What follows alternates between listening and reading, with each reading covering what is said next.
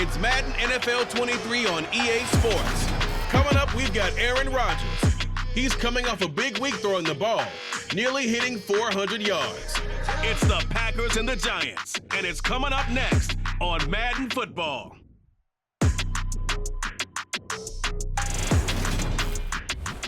We are pleased, as always, to be bringing you coverage of the National Football League on EA Sports.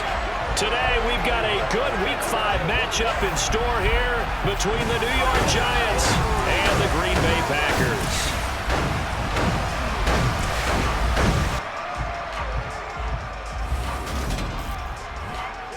Along with Charles Davis, I'm Brandon Gaudin. And Charles, you look at our visitors coming into play here. They're squaring off against a very tough unit to throw against. And this is not one of the better passing offenses in the league to begin with, Brandon. And to illustrate that point, they're down near the bottom of the power rankings, so the focus is going to need to be on possession-type throws.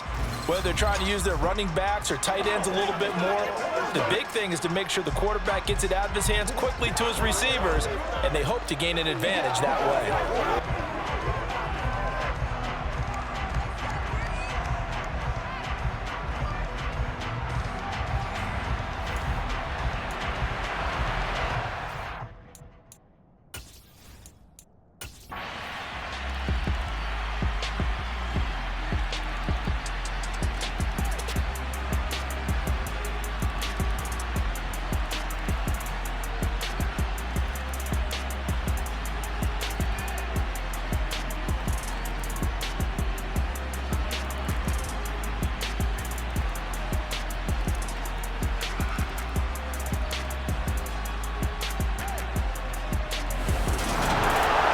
Normally when you see a group score this many points, it's a complete blowout. But instead, they needed every single one of those in this close, high-scoring affair.